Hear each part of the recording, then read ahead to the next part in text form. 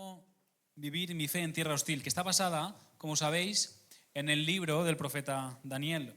En las últimas 3 semanas hemos estado hablando de no contaminarnos, ¿os acordáis? Lo vimos en el capítulo 1 de Daniel.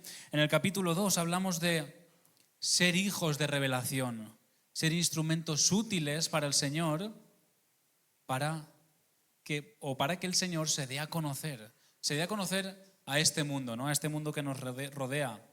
La semana pasada la pastora Julie, basándose en Daniel capítulo 3, nos habló acerca de no arrodillarnos ante... Muchas gracias, José. No arrodillarnos ante otros dioses, ¿verdad? Pensando también en qué dioses puede haber para nosotros hoy en día, ante qué ídolos nos podemos arrodillar hoy en día. Y hoy llegamos al capítulo 4. Os animo ya a que abráis vuestras Biblias para que al menos lo podáis situar, ver un poquito, para que podáis ver un poquito, pues eso, la forma que tiene el texto. Y bueno, aunque yo sabéis que aquí me gusta poner siempre las diapositivas con los textos para que lo podamos leer todos en la misma versión y que nadie se pierda, también es bueno que lo tengáis ubicado en vuestra Biblia y veáis cómo está escrito, ¿vale? En esta ocasión es Nabucodonosor el que nos habla. Es muy interesante. Aunque es el libro del profeta Daniel, es Nabucodonosor el que está hablando, ¿vale? Es él el que nos cuenta su propia historia. Hoy vamos a escuchar el testimonio de Nabucodonosor. Nos encontramos ante un capítulo que es único en el libro de Daniel, precisamente por esto. Y además yo diría que por el tema que trata, podría ser uno de los más importantes de la Biblia incluso, por el tema que va a tocar, que son capítulos que a veces pueden pasar desapercibidos, que tienen cosas que llaman la atención, ¿no? Como esa transformación de Nabucodonosor en una especie de bestia, de animal, ¿no? Que ahora lo veremos, llama bastante la atención, ¿no? Pero el tema de este capítulo es fundamental para nuestra vida como hijos del Señor, ¿vale? Apela a lo más profundo de nuestro corazón. Así que hoy os animo una vez más a hacer un ejercicio de reflexión profunda. No nos quedemos en la superficie. Tratemos de que la palabra sea eficaz en lo más profundo de mi corazón. Pongámonos a examen delante del Señor, ¿vale? Este es mi deseo. Esto es lo que me gustaría que ocurra en vosotros en esta mañana, como viene ocurriendo en mí todo el tiempo que estoy reflexionando y meditando en este capítulo, en este libro. Por amor al tiempo no vamos a leer hoy todo el capítulo, las otras veces sí lo he hecho, pero es larguito y me roba bastantes minutos, así que vamos a ir poco a poco, ¿vale? Para que sepamos un poco de qué va la cosa. 2 breves notas tengo, ¿vale? Vamos a leer el primer versículo. ¿Lo he pasado yo o tú, no? Vale. Primer versículo. Ahí no veo. El rey Nabucodonosor, a todos los pueblos, naciones y lenguas que habitan en toda la tierra, paz os sea multiplicada. O sea, está claro quién es el que está hablando. Yo, el rey Nabucodonosor, ¿no? Este capítulo no es, como decía al principio, no es una reflexión de Daniel, es una carta oficial. Es una carta oficial del rey Nabucodonosor, es un edicto real, como se llama, ¿vale?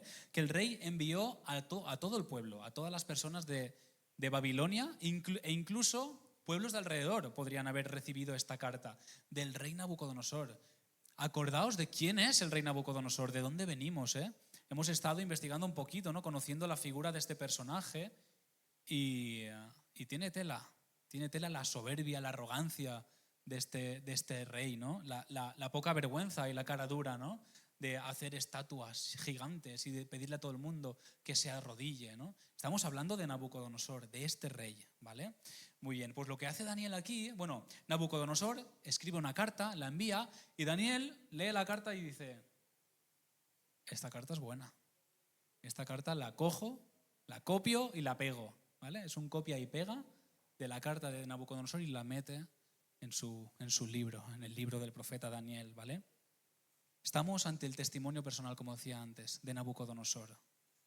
La forma en que finaliza este saludo inicial, paz os sea multiplicada, ya nos da una pista de qué puede estar pasando en Nabucodonosor. Algo raro está pasando en este personaje, porque precisamente no es un personaje humilde, no es un personaje que hayamos visto que sea un pacificador, ni mucho menos.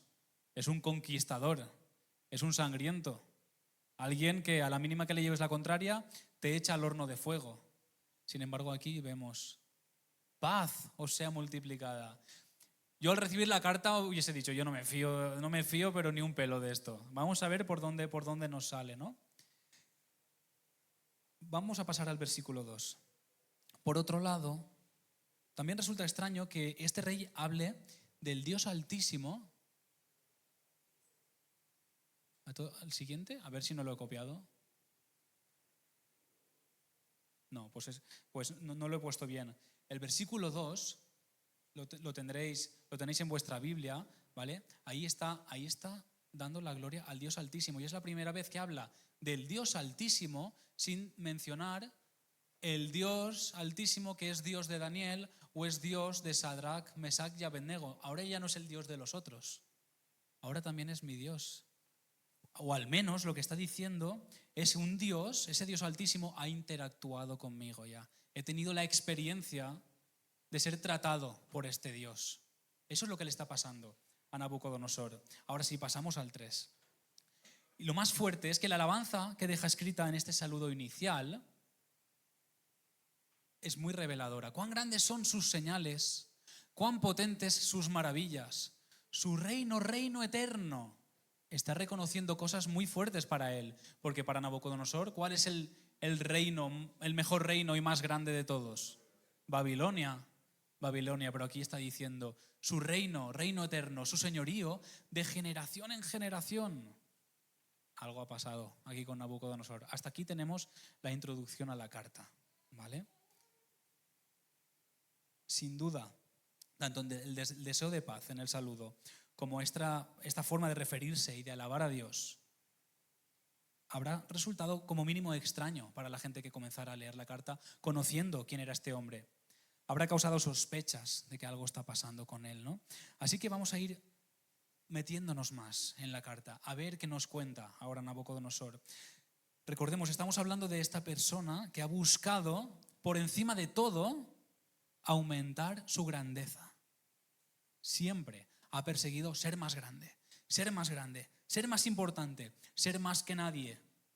El rey que más territorios haya conquistado. Ese era Nabucodonosor.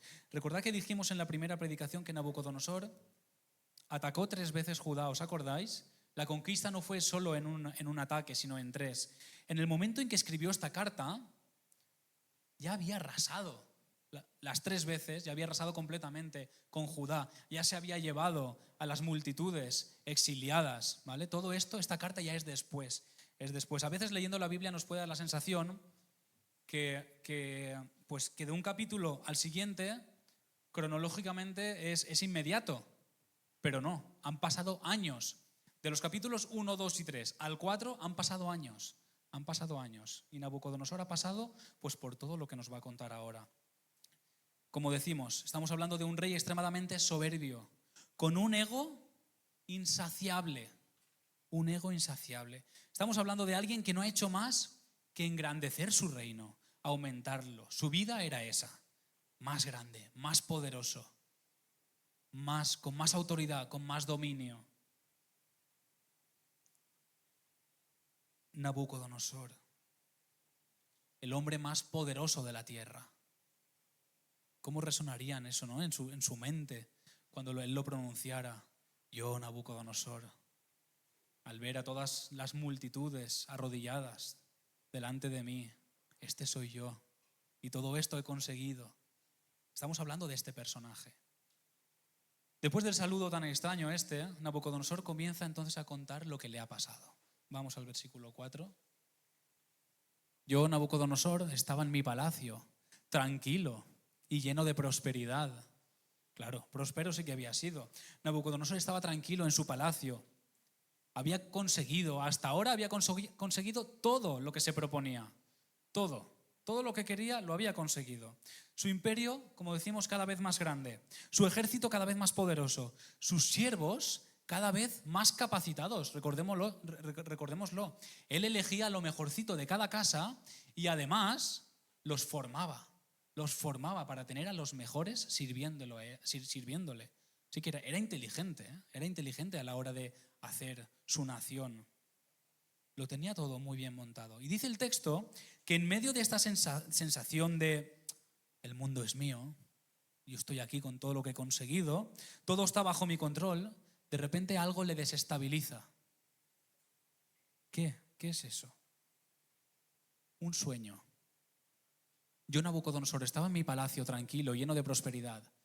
Tuve un sueño que me espantó. Tendido en la cama, las imaginaciones y visiones de mi cabeza me turbaron.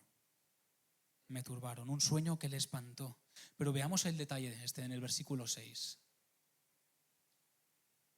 Por esto mandé que vinieran ante mí todos los sabios de Babilonia para que me dieran la interpretación del sueño. A pesar de la experiencia que ya había tenido, ¿os acordáis? Con el sueño anterior, llamando a sus magos, y ninguno había conseguido decirle nada, darle ninguna respuesta, y de hecho quería matarlos a todos, que al final os acordáis que no los mató gracias a Daniel, que frenó ese asesinato, ¿no? Aquí los vuelve a llamar, no ha aprendido la lección, ¿no? Los vuelve a llamar confiando en ellos, porque claro, son suyos, son sus magos, son los sabios de su reino. Sigue apelando a lo suyo, ¿no? Eran sus sabios, lo suyo es lo mejor. Pero otra vez tuvo la mala experiencia de que nadie le pudiese dar la interpretación. Nadie podía darle la interpretación. Así que tuvo que aparecer en escena otra vez nuestro profeta querido, Daniel, para traerle otra vez la interpretación del sueño. Versículo 8. Aquí lo tenemos. Daniel, aquel joven judío que ya consiguió adivinar e interpretar un sueño años atrás. Y mirad el detalle, incluso a Daniel se lo quería apropiar, porque el nombre de Daniel ya dice mucho. Acordaos que Nabucodonosor le cambió el nombre a Daniel. Daniel era su nombre hebreo, su nombre judío, y le puso, ¿cómo le puso? Beltsasar, que es el nombre de su Dios, el nombre del Dios de Nabucodonosor. Aún así, Nabucodonosor era consciente de que algo pasaba en Daniel. Había algo especial. Por eso dice que el espíritu de los dioses moraba en Daniel. El espíritu de los dioses. No se sabe exactamente cuál, pero algo especial ocurre en Daniel que no ocurre en nadie más. Así que Nabucodonosor le cuenta el sueño a Daniel para que lo interprete. Esto sí que lo vamos a leer. Y lo tenemos aquí. Versículos del 10 al 19.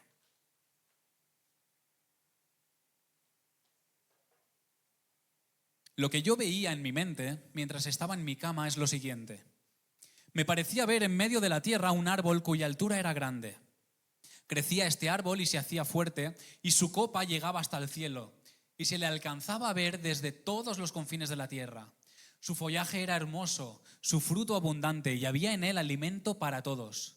Debajo de él, a su sombra, se refugiaban las bestias del campo. En sus ramas anidaban las aves del cielo y de él se alimentaba la humanidad entera. En las visiones de mi mente, mientras estaba en mi cama, vi descender del cielo a un vigilante y santo. Clamaba fuertemente y decía: derribad el árbol y cortad sus ramas, quitadle el follaje y dispersad su fruto, que se vayan las bestias que están debajo de él y las aves que están en sus ramas. Mas la cepa de sus raíces dejaréis en la tierra, con atadura de hierro y de bronce entre la hierba del campo, que lo empape el rocío del cielo y que crezca entre las bestias y entre la hierba del campo. Su corazón de hombre se ha cambiado y le se ha dado corazón de bestia, y pasen sobre él 7 tiempos. La sentencia la han decretado los vigilantes, y los santos han ordenado ejecutarla, para que conozcan los seres vivientes que el Altísimo gobierna el reino de los hombres, que a quien él quiere lo da, y sobre él constituye al más humilde de los hombres. Yo, el rey Nabucodonosor, he tenido este sueño. Tú, pues, Beltsasar, darás su interpretación, porque ninguno entre los sabios de mi reino lo ha podido interpretar, pero tú puedes, porque mora en ti el espíritu de los dioses santos. Entonces Daniel, cuyo nombre era Beltsasar, quedó atónito casi 1 hora, y sus pensamientos lo turbaban. El rey dijo: Beltsasar, no te turben ni el sueño ni su interpretación. Y Belsasar respondió: Señor mío, el sueño sea para tus enemigos y su interpretación para los que mal te quieren. Dice el texto que después de escuchar el sueño, Daniel se quedó 1 hora sin saber qué decir. 1 hora sin saber qué decir. Y el problema no es que Daniel no supiera el significado del sueño, sí que lo sabía muy bien. El problema era otro y además era un problema doble. En primer lugar, tenía que decirle al rey, a Nabucodonosor, que iba a ser humillado y convertido en una bestia. Eso es lo primero. Así que ponte tú en su lugar, que ya sabes, que si le enfadas mucho ya sabes dónde vas, al horno de fuego o a cualquier cosa que se invente, ¿vale? Pero en segundo lugar, no lo dice así, pero se intuye que le dolía. Daniel estaba triste por lo que le iba a pasar a Nabucodonosor. Le dolía saber lo que le iba a suceder. Por eso dice: ojalá el sueño este sea para tus enemigos y no para ti. Ojalá sea para tus enemigos y no para ti, porque Daniel sabía bien lo que significaba ese sueño y sabe que no era nada bueno para Nabucodonosor. Pero esto que nos manifiesta de Daniel: amor. Amor hacia Nabucodonosor, que era su captor. Amor hacia su enemigo. Daniel amaba a Nabucodonosor.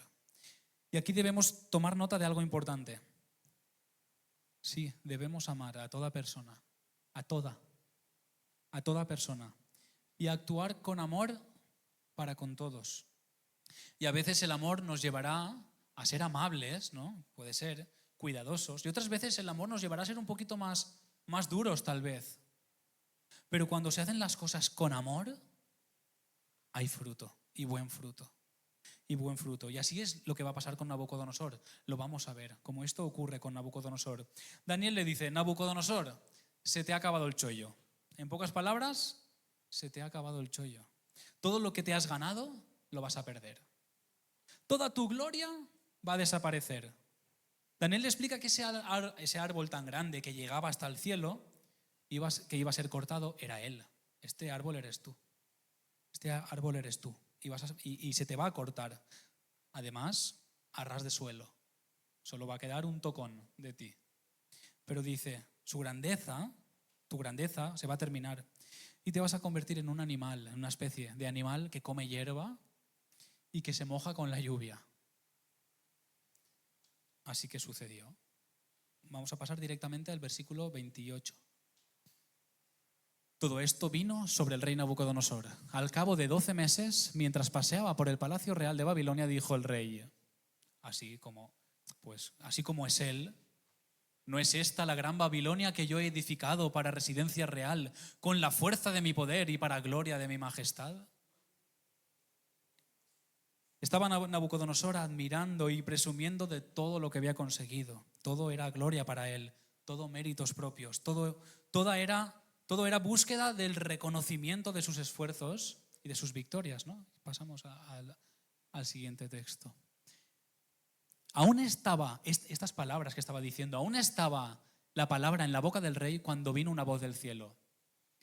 A ti se te dice, rey Nabucodonosor, el reino te ha sido quitado. De entre los hombres te arrojarán, con las bestias del campo será tu habitación, y como a los bueyes te apacentarán. Y 7 tiempos pasarán sobre ti, hasta que reconozcas que el Altísimo tiene el dominio en el reino de los hombres y lo da a quien él quiere. En ese mismo instante se cumplió la palabra sobre Nabucodonosor. Fue echado de entre los hombres, comía hierba como los bueyes y su cuerpo se empapaba del rocío del cielo, hasta que su pelo creció como plumas de águila y sus uñas como las de las aves.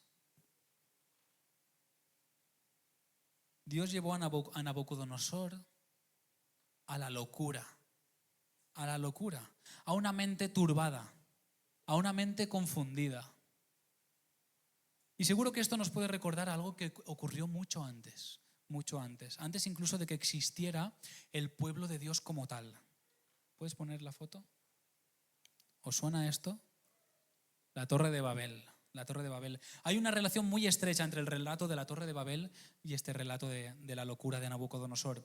La historia de la Torre de Babel se encuentra en Génesis capítulo 11. No lo vamos a leer, Voy a hacer un muy breve resumen para que al menos hagamos memoria o tengamos la imagen en la mente. La gente de Babel decidió construir precisamente una torre alta, tan alta que llegue hasta el cielo. ¿Para qué? Para hacerse un nombre, para adquirir fama, poder, ¿no? entre las naciones, para ser el no va más, hacerse un nombre. Lo que querían era conseguir gloria, reconocimiento. Y esto ya encaja perfectamente con el deseo del rey Nabucodonosor. Pero por otra parte, en Babilonia, la mente de Nabucodonosor es confundida, ¿verdad? Lo acabamos de ver. La mente de Nabucodonosor es confundida. Y en Babel, ¿qué hizo el Señor? Confundió al pueblo. ¿Con qué? Con lenguas, dando idiomas diferentes. Ahora nos podéis entender. Ahora a ver quién acaba la torre esta, si no sabéis hablar entre vosotros, ¿no? La confusión de la mente es algo común en ambos casos. Pero además Babel y Babilonia, ¿sabéis en qué se relacionan? Que es lo mismo. Babel y Babilonia son lo mismo. Son lo mismo, ¿vale? Solo que Babel era como se llamaba la ciudad en sus inicios, ¿vale? Antes de que Caldea, que es el país, se consolidara como nación, Babilonia es la capital de los caldeos de Caldea, ¿vale? Babel era antes de que ¿me estoy explicando? Antes de que se instaurara como nación, así se llamaba el pueblo, Babel, ¿vale? Pero es lo mismo, Babel y Babilonia. De hecho, sigue con la misma raíz y de hecho en hebreo, cuando lo lees en hebreo o arameo, no ves la diferencia entre Babel y Babilonia, ¿vale? Pero son lo mismo. Y como ya dijimos, Babel y Babilonia representan la rebeldía del hombre contra Dios. La rebeldía, la egolatría del ser humano, ¿vale? Egolatría, la idolatría de mí mismo. Babilonia representa el ego, el orgullo del ser humano. Y en este momento quiero que reflexionemos entonces en este concepto. Pásamelo, porfa. No, en este no. No hay una diapositiva que dice el gen de Babilonia. Ahí está, antes. El gen de Babel, antes. Esta no. Eso es un spoiler. Vale, pues quítala. Pues lo habré borrado sin querer. Imaginad que no habéis visto eso y pone el gen de Babilonia solo, ¿vale? Vamos a reflexionar en el gen de Babilonia. Un gen, por así decirlo, es una parte del ADN, ¿no? Que contiene información específica sobre alguna característica de una persona y que se transmite de generación en generación, ¿vale? El gen de Babel es una realidad que existe en el ser humano desde el principio, o al menos desde el momento en que decidimos desobedecer al Señor y que el pecado se introduzca en nuestra vida. Ahí tenemos el gen de Babel ya, esa egolatría. Esa genética afecta a todo ser humano, a nosotros también. Es el gen que nos convierte en seres que buscan su propia gloria. Por eso le damos tanta importancia hoy en día, la sociedad le da tanta importancia al mérito. Yo me he ganado esto. Yo me he trabajado mucho esto. Yo me merezco esto. Porque yo lo valgo. ¿Os suena? Porque yo lo valgo, L'Oreal. Tú sí que vales. Y es un gen con el que luchamos y lucharemos, hasta que el Señor vuelva. Hasta que Jesús vuelva o hasta que nos lleve a su presencia, vamos a luchar con esta genética. Y tenemos que ser conscientes de esto y reconocerlo. Reconocer que ese gen forma parte de nuestro ADN es imprescindible. Hay una tendencia en nosotros que nos lleva a procurar siempre nuestra propia gloria. Por eso cuando alguien dice algo contra nosotros, nos ofendemos. Hay cosas que nos ofenden y a veces nos tomamos cosas tan a pecho porque mi gloria ha sido afectada de alguna manera. Por eso me ofendo tanto cuando alguien no habla bien de mí o alguien ha dicho algo de mí o cuando alguien viene y me corrige, ¿no? Por eso nos duele tanto esto. Por eso nos enfadamos con los demás. Por eso nos tomamos las cosas de forma personal, porque nuestra reputación está en juego. Y el gen de Babel está ahí dentro, diciéndote, no, lucha contra esto. Levanta tu gloria otra vez. Por eso vamos de víctimas por la vida muchas veces, ¿no? Tratando de demostrar a los demás, no, que tú tienes razón. Tú tienes argumentos, los demás no. los demás no. Por eso tratamos de aplicar a lo mejor tajantemente las normas, ¿no? Para que se reconozca que somos cumplidores de la ley también. También puede ser, ¿no? Hacemos esto también delante de Dios. Buscamos que Él reconozca nuestra gloria. Muchas veces buscamos del Señor que Él reconozca nuestra propia gloria. Por ejemplo, siendo obedientes. Oramos, yo quiero agradarte, Señor, ¿no? Está bien, pero ¿por qué quieres agradarlo? ¿Porque lo amas? ¿O porque quieres que te vea bien? ¿O porque para ti es importante que Él piense bien de ti? ¿Me explico? ¿Se nota la diferencia que hay entre una cosa y otra? No es lo mismo glorificar al Señor, buscarlo a Él porque lo amas, que ser un fantasma.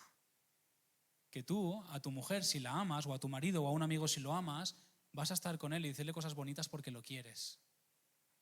Pero si no lo quieres y quieres conseguir que te vea bien, vas a decirle las mismas cosas, pero con otra intención. Con que, ser bien visto, ser un pelota, tal vez, ¿no? Como se dice. Al final un pelota es un egoísta que quiere conseguir algo por medio de palabras bonitas, ¿no?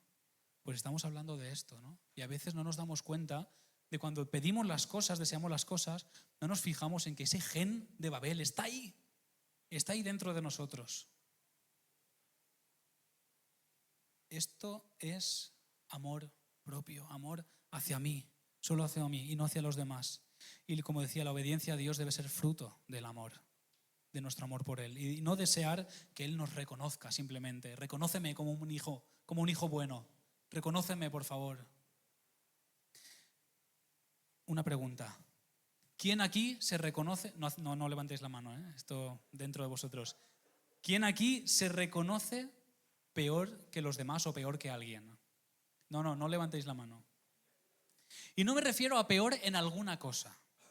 No, mira, yo aquí es muy fácil. Yo soy peor que Joel llevando la contabilidad. Soy peor que Joel tocando la guitarra. Soy peor que Josean tocando la batería. Soy peor que David tocando cualquier instrumento. Y esto lo puedo decir fácilmente porque, bueno, no me afecta demasiado en realidad. No me afecta demasiado. Ahora, yo he dicho, Joel es mejor persona que yo. Yo he dicho que David es mejor persona que yo. Yo he dicho que Josean es mejor persona que yo. Eso no lo he dicho.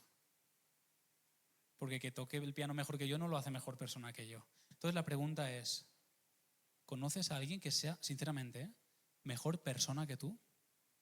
No me digáis ni sí ni no, no muevas la cabeza más. ¿Conoces a alguien que sea mejor persona que tú? ¿Eres capaz de reconocer que, y no, a lo mejor dices, mi padre, no, más personas que no sean ni de tu familia?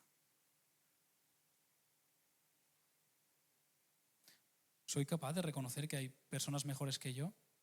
No, como digo, no personas que tienen habilidades mejores que yo, sino personas que en su persona son mejores que yo.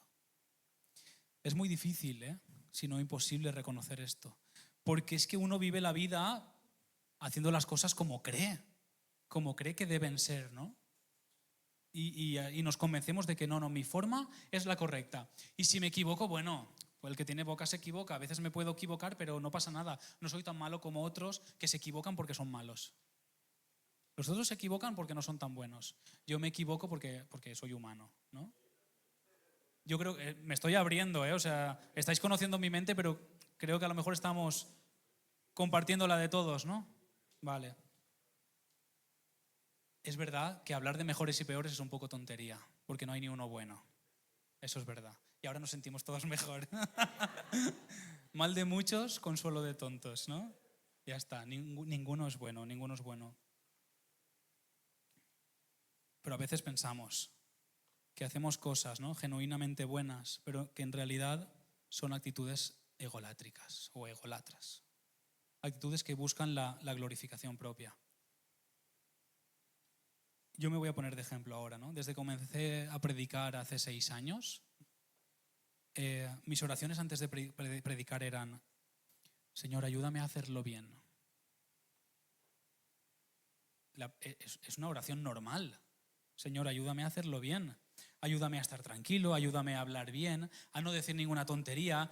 El terror, sobre todo, cuando tenías que predicar en la facultad era, Señor, que no diga ninguna herejía, por favor, porque si no van a... ¿Vale? Y esto es así, ¿eh? Todos orábamos, todos temblando, a ver qué barbaridad voy a decir. Vale, Señor, ayúdame a hacerlo bien. Y esto, pues aparentemente está bien. Está bien decirle a Dios que te ayude a predicar bien, porque el mensaje tiene que ser transmitido bien y fielmente a la palabra de Dios. Vale, pero ¿eso era lo que yo quería? Yo quería predicar bien para que el mensaje fuese transmitido bien, que se entienda bien y que la palabra de Dios sea eficaz en la vida de la gente a la que yo predico, o es para que me vean bien, como un buen predicador. Mira, qué bien predica. O eran las dos cosas, que también puede ser, ¿no? También puede ser. Entonces, y esto yo me di cuenta, no hace mucho tiempo, que yo oraba de esta forma, porque yo tenía vergüenza de quedar mal como predicador, ¿vale?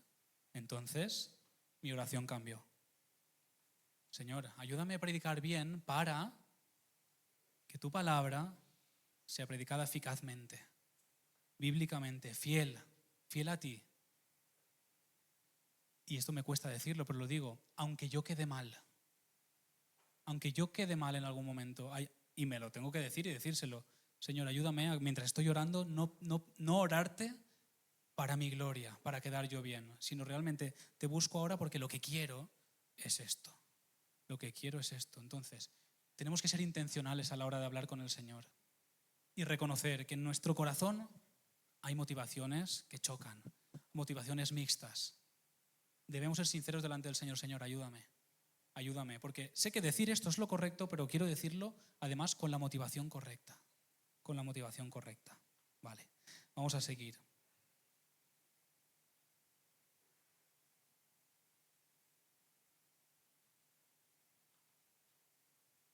Recogemos otra vez la idea del gen de Babel.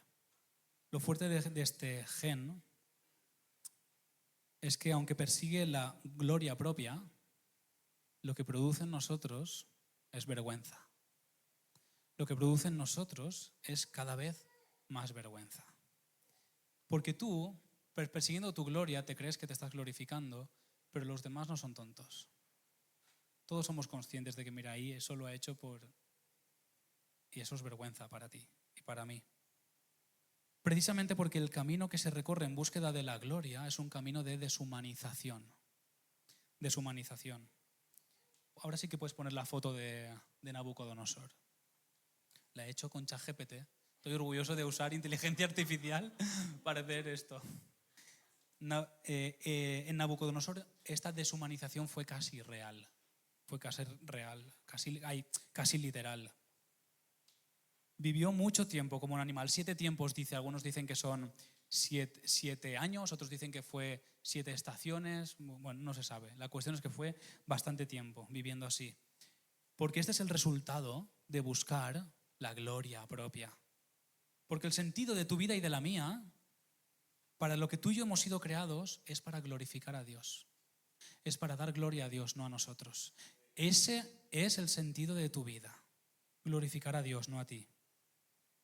Y ya explicamos lo que significa glorificar a Dios. Es darle a conocer a través de mi vida. Que mi vida le represente, le refleje a Él. Que cuando alguien me ve a mí, de alguna forma pueda ver al Señor. Ser su reflejo. Para eso hemos sido creados a su imagen y semejanza. Por eso cuando buscamos nuestra propia gloria, nos alejamos de su imagen y semejanza. Y destruimos nuestra humanidad, la humanidad original que Dios creó, la cual debería reflejar a Dios. El gen de Babel es algo que, como digo, está en el ADN de toda la humanidad. Los discípulos de Jesús sabemos que esto les afectaba mucho también. ¿Recordáis aquella escena? Creo que sí que tengo el versículo aquí. Si lo pones el siguiente. Aquella escena en que van discutiendo y Jesús les dice, ¿de qué discutís? Y dice, estamos hablando de quién será el más grande, quién será el más importante entre nosotros. Jesús le dice, si no os volvéis y os hacéis como niños, no entraréis en el reino de los cielos. Así que cualquiera que se humille como este niño, ese es el mayor en el reino de los cielos. Aquí dice volverse. Esta versión, que es Reina Valera, otras versiones no dicen volverse, pero esta dice volverse, y la pongo porque en griego la palabra es literalmente volverse, darse la vuelta. Y darse la vuelta es estar así y ir hacia allá. O sea, implica un giro de 180 grados, un cambio de dirección total. Yo busco mi gloria, pero no, tengo que volverme y buscar la humildad y glorificar a Dios. Eso, así tenemos que estar constantemente, luchando contra nuestro gen, ese gen de Babilonia. Nuestra vida debe cambiar de rumbo y tenemos que estar ajustando constantemente el GPS. Porque digo, vale, hoy, después de esta predicación, voy a ser humilde. Y te pones a caminar y poco a poco nos vamos girando. Tenemos que estar corrigiendo el rumbo constantemente delante del Señor. Porque el gen, esa genética, nos lleva para allá, a la deshumanización. Pasa a la siguiente, porfa. A la bestia, a ser esto, a no ser el humano que Dios había creado, sino ser cualquier otra cosa. Mi destrucción como ser humano, la pérdida de la razón a la locura. Sin embargo, hay una buena noticia, ya la sabéis. Ahora sí, con el gen de Babel, no, la mente de Cristo. Tenemos la mente de Cristo. Se nos ha ofrecido algo que anula o que controla el gen maligno, que es la mente de Cristo. ¿Quién conoce la mente del Señor para instruirlo? Nosotros tenemos la mente de Cristo. Este capítulo de la carta a los Corintios, primera de Corintios, capítulo 2, en este capítulo el apóstol Pablo explica que el Espíritu Santo ilumina la vida de los hijos de Dios dándoles sabiduría. Pero dice claramente, no la sabiduría de los grandes y poderosos, sino otro tipo de sabiduría. Y recordad que sabiduría es conocimiento y acción. Es pongo en práctica lo que sé. ¿Y qué es lo que hay que saber? Tener la mente de Cristo no es que de repente seamos más listos que nadie. No es eso. Tener la mente de Cristo es pensar como Él. Es pensar como Él. Nosotros que tenemos la mente de Cristo debemos cultivar precisamente el pensamiento, el sentimiento de Jesús, el cual está muy bien explicado en Filipenses capítulo 2. ¿Puedes poner el texto? Así que vosotros, sintiendo esto mismo que Cristo Jesús, quien siendo en forma de Dios no estimó el ser igual a Dios como cosa a que aferrarse, sino que se despojó a sí mismo y tomó forma de siervo y se hizo semejante a los seres humanos y estando en la condición de hombre se humilló y se hizo obediente hasta la muerte y muerte de cruz. Esta es la mente de Cristo. Esta es la forma de pensar del Señor. Y si os fijáis bien, podréis apreciar que Dios recorre un camino que es totalmente opuesto al de los grandes y poderosos de Babilonia. Porque estos, estando en tierra, ¿qué querían alcanzar? El cielo. Y Dios, estando en el cielo, bajó a la tierra. Es un camino que va en la dirección opuesta. Ellos pretendían hacerse famosos, conseguir gloria, honra, poder, autoridad, dominio. Sin embargo, Dios, que tenía todo esto, lo dejó a un lado. Estando en los cielos, bajó. Siendo digno de toda gloria, se humilló como nadie lo ha hecho jamás.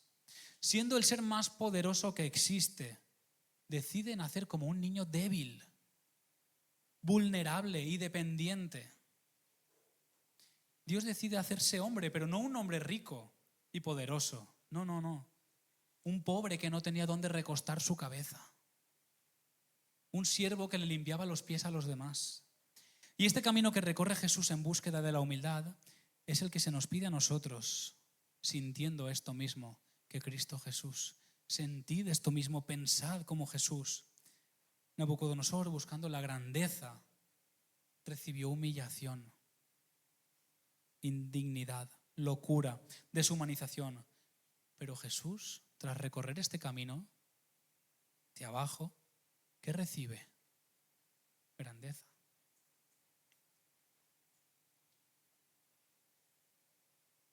Por eso, ese. Por eso Dios también lo exaltó y le dio el nombre que es sobre todo nombre. Fíjate qué curioso, porque Nabucodonosor buscaba, y Babel, buscaban que hacerse un nombre y no lo consiguieron. Consiguieron todo lo contrario. Dios no buscó hacerse un nombre. Sin embargo, se le dio el nombre que es sobre todo nombre.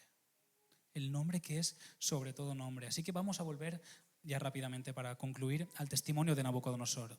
A ver qué pasa después de que haya recorrido esa fase de humillación, porque él estaba aquí, Nabucodonosor, y de repente fue humillado como un animal. Dios le aplicó una justicia que vamos a ver que, como he dicho muchas veces, no es una justicia retributiva, sino una justicia restaurativa. Restaurativa. Vamos a ver lo que sucede en Nabucodonosor, versículo 34 del capítulo 4. Al fin del tiempo, recordemos que esto es el testimonio de Nabucodonosor, que lo puso por escrito. Al fin del tiempo, de este tiempo de ser un animal, yo, Nabucodonosor, alcé mis ojos al cielo y recuperé la cordura. Bendije al Altísimo y alabé y glorifiqué al que vive para siempre. Y fíjate en la alabanza que expresa a continuación. Su dominio es eterno, su reino por todas las edades. Considerados como nada son todos los habitantes de la tierra, incluido él, todos los habitantes de la tierra. Él hace según su voluntad en el ejército del cielo y en los habitantes de la tierra. Y no hay quien detenga su mano y le diga, ¿qué haces? Literalmente el Señor ha puesto en su sitio a Nabucodonosor, a este rey soberbio. Ahora, después de recorrer este camino de humillación, el rey es consciente de cuál es el lugar que le corresponde. Ahora sí, he aprendido la lección. Ahora sí, en vez de ser él la figura ante la que todo el mundo se arrodilla, es él el que está de rodillas delante de Dios. Así es como tenemos que estar. Y ahora vamos a ver qué pasa después de esto, de que él esté de rodillas delante de Dios, por fin, aprendiendo la lección. Recordemos qué pasó con Jesús después de humillarse hasta la muerte. ¿Qué pasó? Fue exaltado, ¿verdad? ¿Qué pasa con Nabucodonosor después de reconocer que él no es nadie y que el único digno de gloria es Dios? Versículo 36. En el mismo instante recobré la cordura. La majestad de mi reino, mi dignidad, mi grandeza volvieron a mí y mis consejeros me buscaron. Fui restablecido en mi reino y se me concedió mayor grandeza. Qué paradójico, ¿no? Qué paradójico que después de estar en la más miserable situación se le vuelva todo en una gloria como nunca antes había tenido. Pues así es la mente de Cristo. Los últimos serán los primeros y los primeros serán los últimos, ¿no? El que quiera ser el más importante, el más grande, que sirva. Esta es la mente de Cristo. Entonces quiero que nos fijemos en este detalle. En el versículo 31, en el mismo instante en que Nabucodonosor presumía de su grandeza, se le fue quitada toda su grandeza y se le humilló. En el versículo 36, en el mismo instante en que alabó a Dios, recobró toda su gloria y aún más. Este mundo, esta tierra hostil en la que nos encontramos, está infectada por el gen que hoy hemos llamado gen de Babel. Esa búsqueda constante del reconocimiento, del éxito, de la autoexaltación. Pero nuestra fe debe llevarnos a exterminar de nosotros ese gen, a cultivar. Y cultivar es sembrar, cuidar, regar, podar. Es un trabajo constante. Cultivar la mente de Cristo. Caminar en un proceso que va desde nuestra exaltación personal a la glorificación de Dios en nuestra vida. La búsqueda de nuestra propia gloria no solo no tiene sentido, sino que nos convierte en cualquier cosa menos en humanos. En los humanos originales, los que teníamos que haber sido desde el principio, los que dan gloria a Dios, los que son imagen y semejanza de Dios. El ser humano fue creado para dar gloria a Dios. Cuando perseguimos nuestra propia gloria, la imagen original se desfigura. Pero cuando Dios es glorificado con nuestra vida, nuestra humanidad es restaurada. Y con ello, dignidad, gloria, honor, todo eso. Con todo eso te recompensa el Señor. Así que, en tierra hostil, nuestra fe debe llevarnos de la mente de Babel a la mente de Cristo.